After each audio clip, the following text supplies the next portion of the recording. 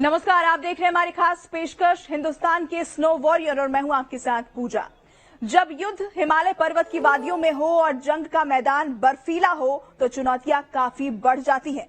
जब युद्ध 15,000 फीट की ऊंचाई पर हो और तापमान माइनस में हो तो दुश्मन से बड़ी लड़ाई जानलेवा मौसम से होती है और ऐसी ही लड़ाई में महारथी होते हैं हिंदुस्तान के हिमवीर यानी आईटीबीपी के जवान। कल हमने आपको इसी वक्त दिखाया था कि कैसे विपरीत परिस्थितियों में भी आईटीबीपी के जवान डटकर अपने फर्ज को अंजाम देते हैं। मगर सवाल यही है कि जहां सांस थम जाती है, खून जम जाता है, उस माइनस टेम्परेचर को मात देने वाले महाबली आखिर तैयार कैसे होते हैं? उनकी ट्रेनिंग के अहम पड़ाव क्या होते हैं? आइए आपको दिखाते हैं चीन बॉर्डर से ये सुपर एक्सक्लूसिव रिपोर्ट।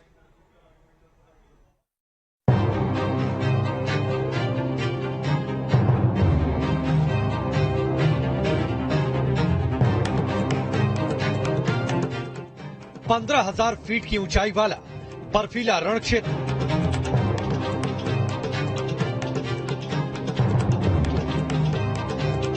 -30 डिग्री के तापमान में हिमवीरों का हाई जोश।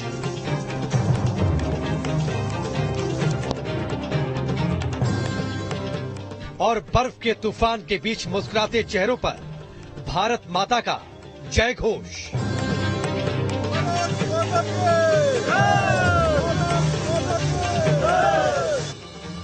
अभी तक आपने देखा कि कैसे एलएसी पर आईटीबीपी के जवान तमाम मुश्किलों के बावजूद बिना रुके, बिना थके सरहद की निगहबानी के लिए पेट्रोल पॉइंट तक पेट्रोलिंग करते हैं।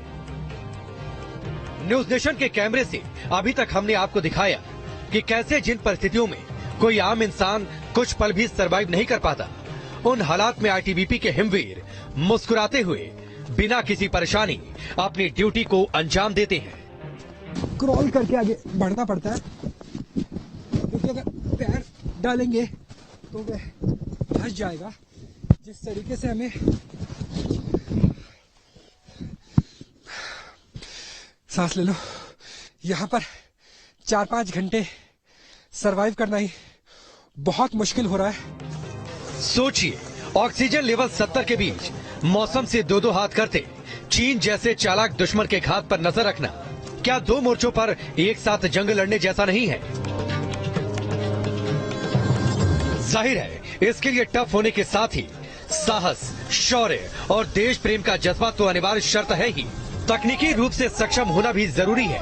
अब आपके मन में भी ये सवाल जरूर आ रहा होगा कि -30 डिग्री में दुश्मन को धूल चटाने वाले हिमवीर आखिर कैसे तैयार होते हैं? वो कौन सी ट्रेनिंग है जिससे शूरवीरों को फौलाद बनाया जाता है? आईटीबीपी के स्नो वॉरियर को कहां और कैसे तैयार किया जाता है? इन्हीं सवालों का जवाब तलाशने न्यूज नेशन की टीम आईटीबीपी के ट्रेनिंग सेंटर उत्तराखंड के औली पहुंची, जहां जवानों को विंटर वॉरफेयर के गुर सिखाए जाते हैं। सबसे पहले देखिए हिमालय के बेताज बादशाह आईटीबीपी के ये जवान हाई एल्टीट्यूड में क्लोज कॉम्बैट में कैसे दुश्मनों के छक्के छुड़ाते हैं। जब बर्फबारी लगातार हो रही हो तो फाइनल असॉल्ट कैसे होगा, क्लोज असॉल्ट कैसे होगा, कैसे संगीनों से दुश्मन का सीना चीरा जा सकता है, वो भी ऐसे टेम्परेचर में, ऐसे टेरेन में जहां पर जिंदा रहना ही अपने आप में बड़ी बात हो। वो आप देखिए आईटीबीपी के शूरवीरों को, हिमवीरों को कि किस तरीके से असॉल्ट किया जाता है। संगीनों का जो आगे खुखरी लगी होती है इंसास राइफल के आगे, उससे सीधा फाइनल असॉल्ट और भारत माता की जय। जी हाँ, ये जीत की हुंकार हिमवीरों की साफ तौर पर दूर से ही सुनाई देती है। गोलियों से ज्यादा काम संगीने करती है और संगीने सीधा चीर देती है दुश्मन को और इस बात का एहसास कराती है कि हिंदुस्तान के हिमवीर क्यों हिमालय के बेताज बादशाह माने जाते हैं, कहे जाते हैं। हम आपको बता दें कि उत्तराखंड के चमोली जिले में आईटीबीपी के ट्रेनिंग सेंटर के रूप में औली को 70 के दशक में चुना गया था और आज अरुणाचल प्रदेश, सिक्किम, उत्तराखंड, हिमाचल प्रदेश और लद्दाख में आईटीबीपी के सभी जवानों की माउंट वॉरफेयर ट्रेनिंग और कॉम्बैट के गुर सिखाए जाते हैं। जब युद्ध हिमालय पर्वत की वादियों में हो और जंग का मैदान बर्फ से भरा हो, तब आईटीबीपी के ये जवान फाइनल असॉल्ट के लिए अपनी संगीन का इस्तेमाल करते हैं।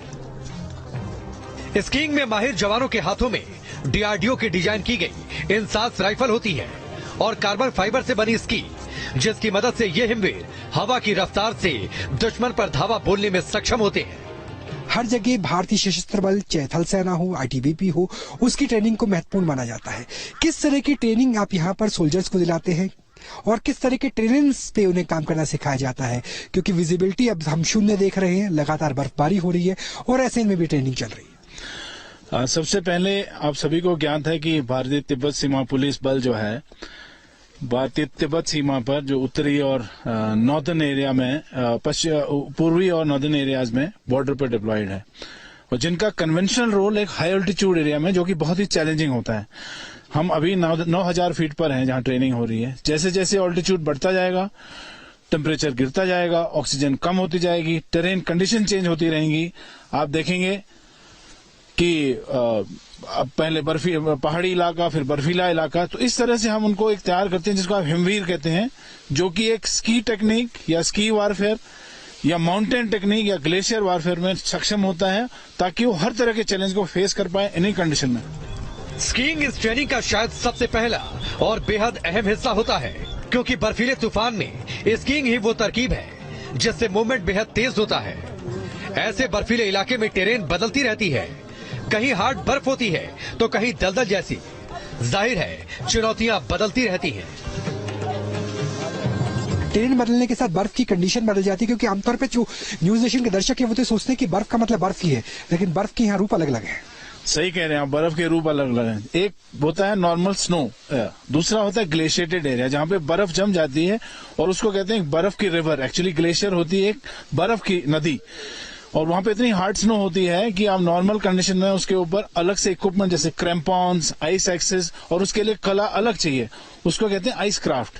इसी तरह से जो हमारे यहाँ हिमवीर तैयार होते हैं वो snow craft, ice craft, mountain craft, क्योंकि जरूरी है कि सबसे पहले आदमी इन कलाओं को सीखे और अपने ऑब्जेक्टिव पर पहुंचे और उसके बाद सबसे ज्यादा जरूरी है कि ऑब्जेक्टिव पर पहुंचने के बाद उसके अंदर इतनी क्षमता होनी चाहिए कि दुश्मन को कामयाबी से वहां पर बर्बाद कर सके।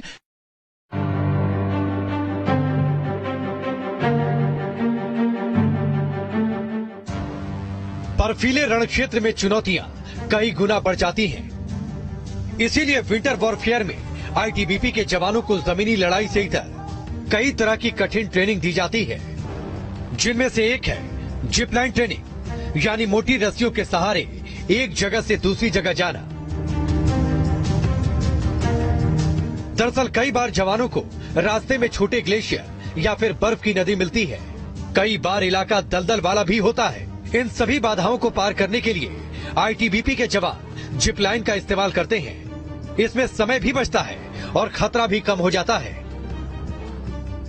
जिप लाइन और फ्लाइंग फॉक्स आपने बहुत बार देखी होगी, की भी होगी, एडवेंचर स्पोर्ट्स का हिस्सा है, लेकिन ये एडवेंचर नहीं है, ये एक्चुअल रियलिटी है। और टेरेन यहाँ पर 10,000, 12,000, 14,000 फीट तक पहुंच जाती है। तापमान की बात करें तो कम से कम -15 और अधिक से अधिक -40 तक पहुंच जाता है।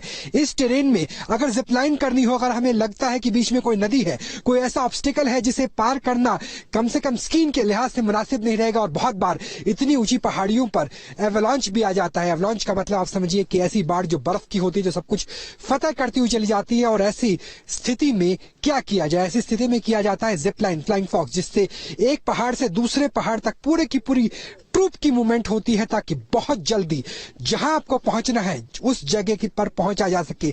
और ये तब जरूरी हो जाता है जब हमें एहसास हो कि कोई दुश्मन हमारे पेट्रोलिंग पॉइंट पर यानी हिंदुस्तान की सीमा के करीब पहुंच रहा है। तो ऐसे में ट्रूप्स की मूवमेंट बहुत तेजी से करवानी हो तो आईटीबीपी कैसे करती? कुल मिलाकर कहें तो जिपलाइन वो तरकीब है जिसमें एवलांच या फिर किसी दूसरी कुदरती समस्याओं को पार पाते हुए रस्सियों के सहारे पूरी ट्रुप एक से दूसरे इलाके में आसानी से मूवमेंट करती है। लेकिन ये सब होता कैसे है, इसमें कितना खतरा होता है, उसे जवानों को ट्रेनिंग देने वाले आईटीबीपी के इंस्ट्रक्टर से समझिए। मैनुअली आपके टीम का जो सबसे बेहतर क्लाइंबर या रैपलर है वो एक तरफ से रैपल डाउन होगा, रोप का एक हिस्सा साथ में लेके जाएगा, दूसरी तरफ से उसको क्लाइंब करता हुआ और दूसरी तरफ उसको एंकर कर देगा। दूसरा होता है ग्रैपनल मेथड, जिसमें हम रोप थ्रोइंग गन जो आप लोग कहते हैं, रोप थ्रोइंग गन से हम रोप को दूसरी तरफ तक पहुंचाते हैं और उसको वहां एंकर करने के बाद फिर ये ट्रायडल ट्रेवर्स को हम तैयार करते हैं। दरअसल ऊंचाई वाली जगहों पर तेज बर्फीली हवाओं के बीच इस तरह की एक्सरसाइज करना आसान बिल्कुल नहीं। आपको याद होगा गलवान में बुरी तरह पिटने के बाद चीनी पीएलए ने ऊंचाई वाली जगहों पर युद्ध करने का अभ्यास किया था। कई प्रोपेगेंडा वीडियो के बीच उस वक्त ये वीडियो भी सुर्खियों में आया था, जब चीनी सैनिकों को ऊंचाई वाली जगहों पर लड़ने के लिए भेजा जा रहा था और वहां के हालात सोचकर वो फूट फूट कर रो रहे थे।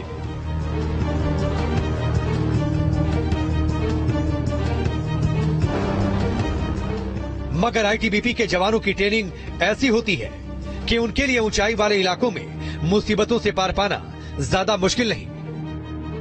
तो देखिए कि किस तरीके से जिप लाइन जिसे कहा जाता है, भारतीय रणवीर रणबांकुरे एक घाटी से दूसरी घाटी पर पहुंचते हुए और शंखनाद भारत माता की जय, और इस शंखनाद के साथ आईटीबीपी का झंडा, और बीच में जो सफेद आप इलाका देख रहे हैं ये बर्फ का है जहां पर एवलांच की गुंजाइश रहती है। ऐसी स्थिति में इसे पार करना जोखिम भरा हो सकता है, और जब ट्रूप्स की मूवमेंट बहुत तेज गति से की जाए और बीच में अगर कोई पहाड़ी नदी है, कोई ऐसा रास्ता है जिसे पार करना जोखिम भरा हो सकता है, तो वहां पर पहुंचना बहुत ज्यादा महत्वपूर्ण है।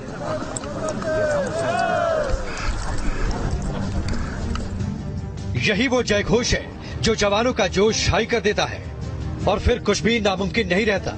फिर चाहे तापमान -20 हो या -40, आईटीबीपी के जवान दुनिया की सबसे बेहतरीन ट्रेनिंग के कारण दुश्मन पर बीस पड़ते हैं। जो हमारे इंस्ट्रक्टर्स हैं वो माहिर हैं हर कला में, और शायद वो बेस्ट इंस्ट्रक्टर्स हैं जो चाहे किसी माउंटेन टेरेन में हो, ग्लेशियर टेरेन में हो, स्नो माउंट टेरेन में हो, उनको उसी हिसाब से हम अपने जो स्टूडेंट्स हैं, जो हमारे सोल्जर्स हैं, उनको उस हिसाब से तैयार करते हैं ताकि वो किसी भी टेरेन कंडीशन में, किसी भी दुर्गम इलाके में, चाहे वहां पर टेम्परेचर आपका -40 चला जाए या ऑक्सीजन लेवल -50% जो नॉर्मल से चला जाए, को तैयार करने के लिए, ताकि वो सक्षम तौर पे वहां लड़ सकें। और ये बहुत बेहतरीन ट्रेनिंग है जो हमारे इंस्ट्रक्टर्स देते हैं। बर्फीले रण क्षेत्र में दुश्मन और मौसम से लुहा लेने वाले इन हिमवीरों को ट्रेनिंग सेंटर में सिर्फ लड़ाई के ही गुर सिखाए नहीं जाते, बल्कि रेस्क्यू की भी मुकम्मल ट्रेनिंग दी जाती है ताकि लड़ाई के दौरान वो अपने घायल साथी की मदद कर सके। हम लोग बेसिकली जो इसके द्वारा रेस्क्यू करते हैं अपने साथी को बचाने के लिए, वो 3 तरीके से करते हैं, पिग्गी बैक, बारबेक्यू और स्ट्रेचर। स्ट्रेचर में हम बनावटी स्ट्रेचर का भी यूज करते हैं और जो स्ट्रेचर हमारे पास होता है उसका भी यूज कर सकते हैं। ठीक है, अभी आप जैसे देख रहे हैं हमारे एक साथी यहाँ पे घायल था, अभी दूसरे साथियों के द्वारा इनको पिग्गी बैक करके इनका रेस्क्यू किया जाएगा, क्योंकि इन्हें कम चोट लगी है, ये कैरी किए जा सकते हैं, इसलिए इनको पिग्गी बैक तरीके से हम इसको रेस्क्यू करेंगे। पिग्गी बैक का मतलब क्या हुआ? क्या कंधों पे लेके जाएंगे, किस तरीके से? हाँ, अभी आप देखेंगे इनको जो रेस्क्यूअर है वो उनको कंधे पे, अपनी पीठ पे उनको लेके जाएंगे। आपने अक्सर देखा सुना होगा कि एवलांच के कारण किसी इलाके में पर्वतारोही या फिर सैलानी फंस गए। उन हालात में आईटीबीपी के ये हिमवीर रेस्क्यू ऑपरेशन को अंजाम देते हैं। माइनस टेम्परेचर में स्कीइंग की जाती है। कई बार ऐसी स्थिति होती है जहां पर एक प्रोफेशनल स्कीइंग भी गिर जाता है, यानी एक सिपाही के लिए बहुत मुश्किल हो जाता है। देखिए, चोटिल हुए, चोटिल होने के बाद कराने की आवाज। एक कैंप से दूसरे कैंप तक जाना हो तो साथी हमेशा साथ में होता है, और ना सिर्फ आईटीबीपी के जवान एक दूसरे की मदद करते हैं, बल्कि अगर कोई पर्वतारोही हो, कोई पर्यटक हो जो ऐसे ट्रेन में फंस जाए, क्योंकि कभी भी जीरो विजिबिलिटी हो जाती है, एक की जगह 2 साथियों की, सिपाहियों की जरूरत पड़ती है। लेकिन उसकी स्कीन को आपने देखा कि पहले उठाया गया है। स्ट्रेचर जो प्री बिल्ट यानी पहले से बना हुआ स्ट्रेचर है, प्रोफेशनल स्ट्रेचर है, उसे लेकर आए हैं, और अब कोशिश रहेगी कि घायल साथी को उठाया जाए। और ये स्थिति जिस तरीके से न्यूज नेशन आपको दिखा रहा है इन तस्वीरों में, अगर कोई पर्वतारोही भी होगा, अगर कोई सिविलियन भी होगा, अगर कोई टूरिस्ट भी होगा, तो उसे भी आईटीबीपी के जवान हिमालय में कहीं भी कोई जवान है उसे मदद चाहिए। अब इस जवान को इस तरीके से दिखाया गया है कि उन्हें मल्टीपल फ्रैक्चर हुए हैं, यानी वो खुद चल के नहीं जा सकते हैं। इसलिए 2 जवानों की मदद, टेरेन 10,000 फीट से ऊपर, तापमान -15 डिग्री से कम, और जहां पर ऑक्सीजन लेवल बेहद कम हो जाता है, 2 जवान एक जवान को उठाते हुए।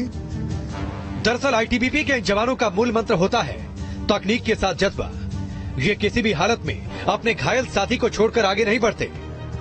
देखिए कैसे साथी को बचाने के लिए ये जवान अपनी जान तक दांव पर लगा देते हैं। सर ये स्ट्रेचर कैसे बनाया गया, क्योंकि यहाँ पे तो हम प्रोफेशनल स्ट्रेचर नहीं देख रहे हैं। जैसे कि आप देख रहे हैं यहाँ पे स्की का यूज किया गया है और जो विंड चीटर होता है उनका यूज किया गया है स्ट्रेचर बनाने के लिए। तो ये एक इम्प्रोवाइज स्ट्रेचर है। अभी जवानों के पास स्ट्रेचर नहीं था तो जवान पहले से एक दो स्की लेके और जो अपने विंड चीटर्स आपने देखे होंगे पहने हुए होते हैं उनको खोल के फिर उनसे स्ट्रेचर तैयार करते हैं और उसके बाद अपने साथी को रेस्क्यू करते हैं। ये तस्वीर सबूत है कि हिंद के रणबांकुरे अपने साथी योद्धा को रणभूमि में कभी अकेला नहीं छोड़ते। जिस हिमालय में दुश्मन की गोलियों से ज्यादा जान बर्फीली घाटियां लेती हों, वहां जान की बाजी लगाकर घायल जवान को बचाया जाता है। कहते हैं मुश्किल वक्त कमांडो सख्त। आईटीबीपी के इन जवानों को भी विंटर वॉरफेयर से लेकर मेंटल वॉरफेयर की बेहद टफ ट्रेनिंग दी जाती है ताकि मुश्किल वक्त में वो और बेहतर कर सके।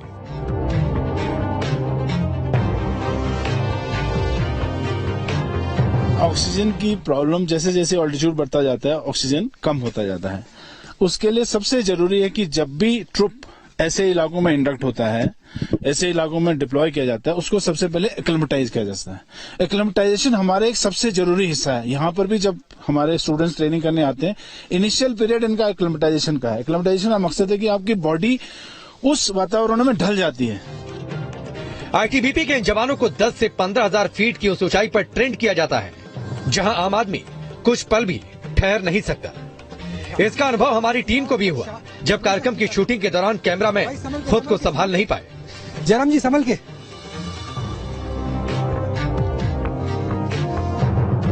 आराम से। हमारे camera person video journalist Jairam ji अचानक गिर गए।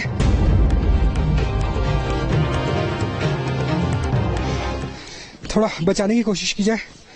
हाँ, ये स्थिति कभी भी बन सकती है। वीडियो जर्नलिस्ट जयराम जी जो लगातार न्यूज नेशन के दर्शकों को तस्वीरों के जरिए दिखा रहे थे, अब खुद इंजर्ड हो गए और भारतीय सेना के जवान अब उन्हें करीबी इलाके तक, चौकी तक लेकर जा रहे हैं। जिन हालात में आम आदमी कुछ घंटे भी सरवाइव नहीं कर पाता, उन्हीं मुश्किलों के बीच जवानों को हमेशा रहना पड़ता है। इसके लिए ट्रेनिंग स्टेशन में जवानों को आग के चक्रव्यूह को भी चीरना होता है, जिसमें हर सैनिक अपने स्की के साथ जीरो विजिबिलिटी में बर्फ को चीरता हुआ आगे बढ़ता है और आग के बीच से कूदकर मंजिल तक पहुंचता है। इसे कॉन्फिडेंस जंप कहते हैं। आग की लक्ष्मण रेखा के बीच में से भारतीय शूरवीर उस आग के घेरे को पार करते हुए नजर आ रहे हैं, जो आग का घेरा माइनस टेम्परेचर में लगाया गया है। चारों तरफ बर्फ की चादर है और तापमान -डिग्री सेल्सियस। उसके बावजूद भारतीय हिमवीरों को देखिए कि कैसे आग के बीच में से आग की रेखा को चीरते हुए नजर आ रहे हैं। यानी परिस्थिति कैसी भी हो, हिंदुस्तान के जवान हर दम हर जगह भारत माँ की रक्षा के लिए मुस्तैद रहते हैं और यही स्थिति यहाँ पर भी नजर आ रही है कि आग हो या बर्फ, तापमान कैसा भी हो, ऊंचाई कैसी भी हो, हिमवीर कभी रुकेंगे नहीं, कभी थमेंगे नहीं। और अरुणाचल से लेकर लद्दाख तक भारतीय सीमाओं की रक्षा करने के लिए सदैव तत्पर है, सदैव तैयार है भारत के हिमवीर। आग का चक्रव्यूह की ट्रेनिंग इस लिहाज से भी महत्वपूर्ण होती है क्योंकि जब बर्फ के बीच में स्कीइंग की जाती है और सूरज की रोशनी पड़ती है, तब कोई भी कमांडो बिना धूप के चश्मे के देख नहीं पाता, क्योंकि अल्ट्रा वायलेट विकिरण से स्नो ब्लाइंडनेस का खतरा बढ़ जाता है। इसके चलते कई बार जवानों को घाटियों के बीच का अंतर नजर नहीं आता। ऐसे में कमांडो को अपनी स्कीइंग के साथ कूदना पड़ता है। ऐसे में बर्फ के बीच आग को कूदने की ट्रेनिंग बेहद कारगर साबित होती है। कि स्नो ब्लाइंडनेस जब होती है तो काफी दुखदायी होती है और काफी उसमें लोगों को ट्रबल होती है और उसमें आंखों को लंबे तौर पर फर्क पड़ सकता है।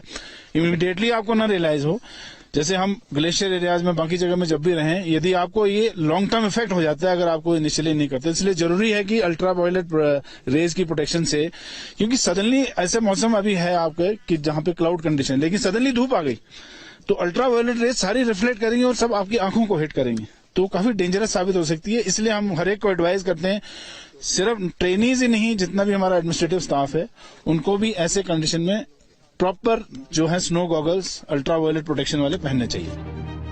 आईटीबीपी जवानों की ट्रेनिंग का एक और अहम हिस्सा होता है स्नो रे, जिसमें आईटीबीपी के जवान बेहद धीमी गति से सधे हुए अंदाज में भारत के झंडे और आईटीबीपी के निशान को लेकर रेलगाड़ी की तरह आगे बढ़ते हैं। सभी जवानों के बीच समानांतर दूरी होती है और एक तय फॉर्मेशन के तहत इसे अंजाम दिया जाता है। इसमें कोई शक नहीं कि बीते सालों में एलएसी पर भारत की चुनौतियां बढ़ी हैं। खास तौर से गलवान में पिटने के बाद चीन लद्दाख से लेकर अरुणाचल तक अब तक साजिशों का जाल बुनता आया है। ऐसे में एलएसी पर चुनौतियां बढ़ गई हैं और साथ ही बढ़ गई है आईटीबीपी की जिम्मेदारियां, जिसके लिए हिंदुस्तान के ये हिमवीर पूरी तरह से तैयार हैं। तो कुछ इस तरह से तैयार होते हैं हिंदुस्तान के स्नो वॉरियर। रुकेंगे एक छोटे से ब्रेक के लिए, देखते रहिए न्यूज नेशन।